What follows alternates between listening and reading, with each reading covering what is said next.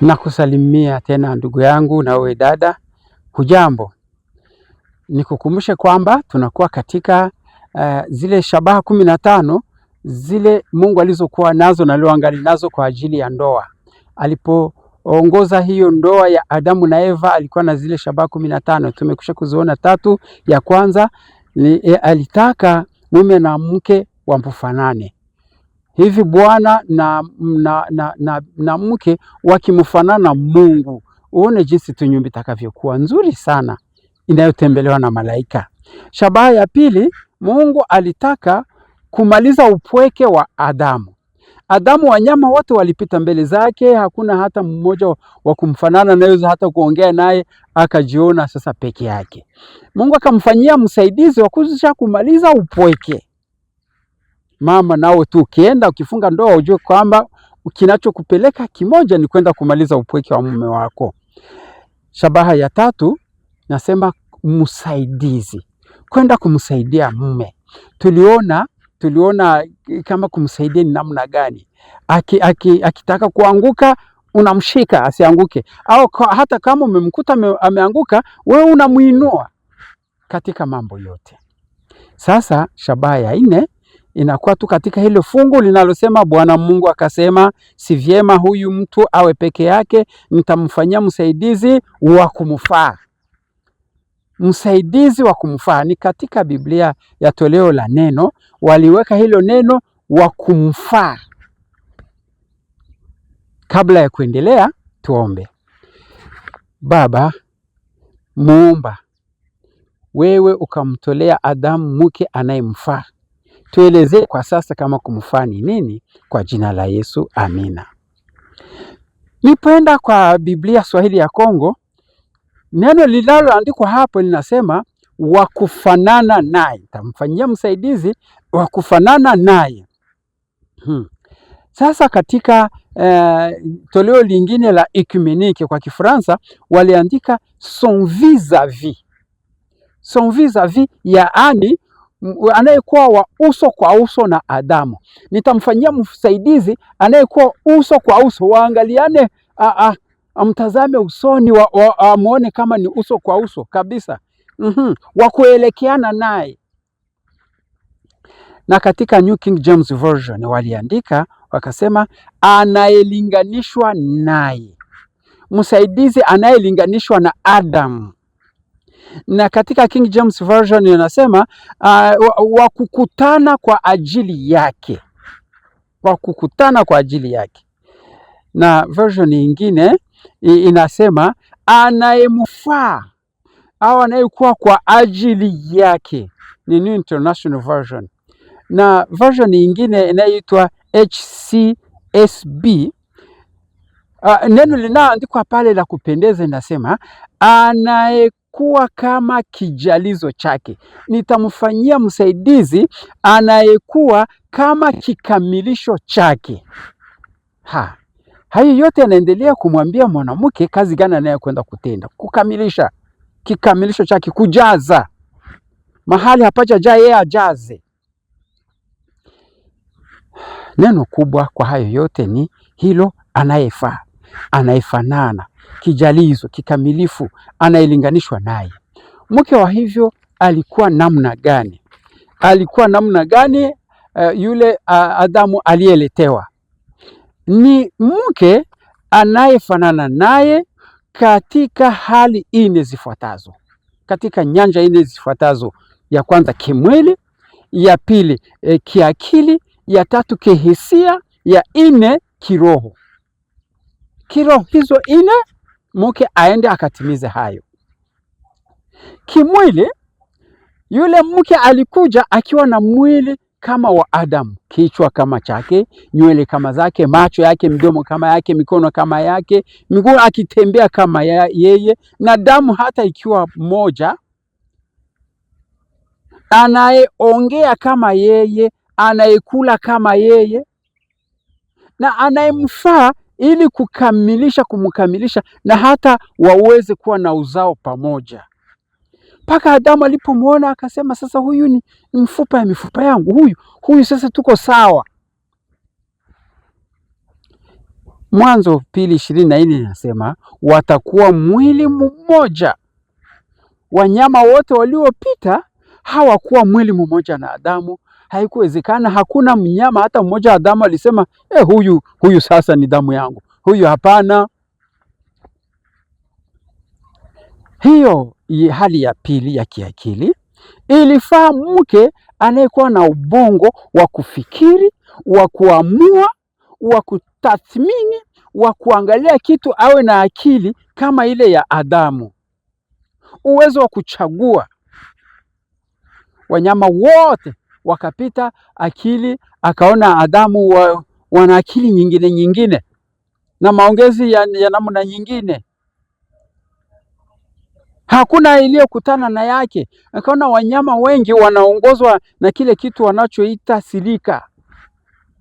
Sasa yule hakupatikana katika wanyama mke anayekuwa anayelingana, anayefanana, anayekuwa kijalizo chake. One hiyo ya tatu ya kihisia. Kihisia, wanyama wa ndege wote waliopita mbele za Adamu hakupatikana anayekuwa na hisia kama zake, hapana. Kwa hiyo Mungu akasema sasa wacha nimpe mwingine. Wacha kubali ni kusomea haya maneno yanayokuwa katika kitabu kinachoitwa Wazee na Manabii kwa ukurasa wa 23. Kunakuwa haya maneno mazuri: bila mwenzi aliye wa asili yake, anayependa na anayestahili kupendwa,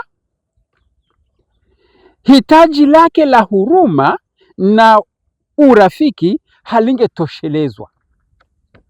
Yaani ingefaa mke anayekuwa wa asili yake, anayeweza kupenda na anayeweza kupendwa kama mtu, kama vile watu wapendavyo. Asipokuwa na huyo, hangejisikia tena vizuri, hangejihisi vizuri. Msaidizi wa kumfaa ni yule angeweza ishi naye, achangie naye furaha zake na kujibu kwa mapenzi yake. Huyo ndiye.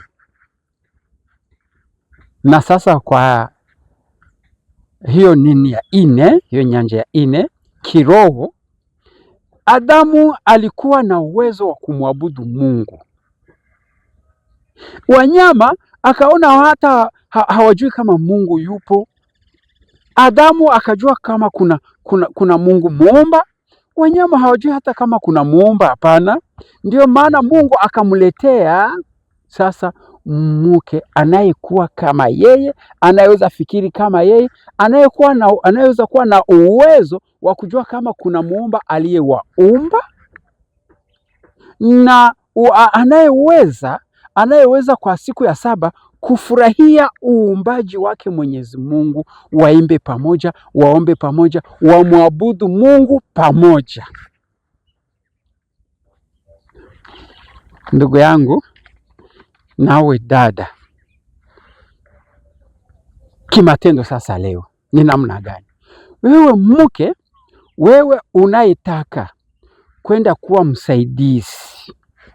msaidizi anayefaa, au umekusha kuwa katika nyumba, unataka kuwa yule anayefaa kwa mume wako, unataka kuwa yule unayeelekeana na mume wako, unayelinganishwa na mume wako, unayekutana kwa ajili yake, wewe unayetaka kuwa unayekuwa kijalizo, kikamilisho cha mume wako. Haya mambo manne. Kwanza, kimwili, inabidi uwe na viwango kama vya mume wako, mwili kama wake, midomo unene kama yeye, macho uangalie kama yeye, na kula kama yeye, na kuwa na uwezo vile vile wa kumwandalia chakula kile kinachomfaa. Huyo ndio mke anayejua kama mwili wa mume wake unafaa nini.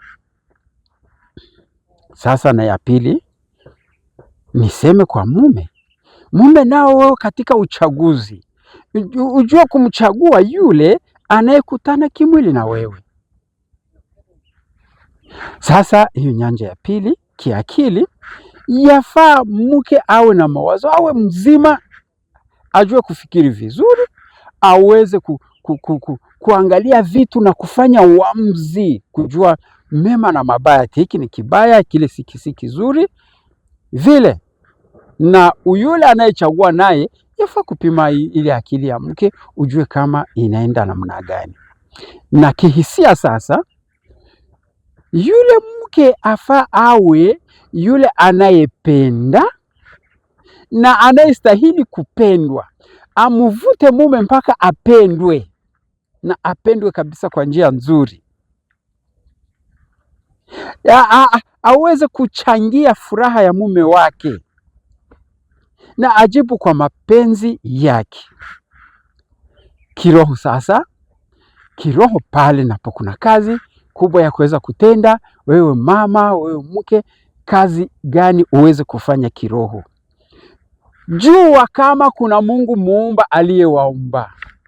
Jua kwamba anakuwa huko mbinguni, lakini vile vile anakuwa mahali popote, na anakuwa hata mahali hapo ulipo. Yule Mungu muumba, yule aliyekuumba na akakuleta kwa mume wako. Kijalizo mume aanze sasa, ujaze. Kama ni kiroho, akihitaji kwa maombi, msaidie kabisa, ajaze, afanye hayo maombi. Usimkatishe tamaa. Uwe msaidizi unayejua kumwalika Mungu nyumbani mwako. Tazama jinsi Yohane 14 fungu la 23 inavyosema. Yesu akamjibu, mtu akinipenda atalishika neno langu, na Baba yangu atampenda, nasi tutakuja kwake na kufanya makao yetu kwake. Ni mke huyo anayestahili, anayeacha nyumbani malaika wanafurahia kuja kukaa, anayeacha Mungu anafurahia kuja kukaa, akae ndani ya nyumba hiyo, aweze kuitolea amani, furaha, na vyote vizuri vya mbinguni vyote viweze kuingia. Afya nzuri, akili nzuri, maneno mazuri na utajiri mzuri, vyote Mungu aweze kuviweka humo. Huyo ndiye mwanamke anayesema hivyo, nitamfanyia msaidizi anayefaa. Nilifurahia Kiswahili cha Watanzania wanaposema hata undugu si kufanana, bali ni kufaana. Na mke naye si kwa tu mwanamke, bali ni yule anayefaa, anayekuwa na mafaa, anayefanana, anayekuwa kijalizo, anayetimilisha, anayeunga. Mungu akusaidie kuweza kuwa hivyo. Tuombe tena. Baba, tunaweka mikononi mwako nyumba zote za duniani, ili wanawake wanaokuwa humo waweze kuwa wanawake wanaofaa, kwa jina la Yesu Kristo, amina. Ni salama rohoni mwangu, salama rohoni, ni salama rohoni mwangu. Bwana, himiza siku ya kuja, panda itakapolia, utakaposhuka sitaona.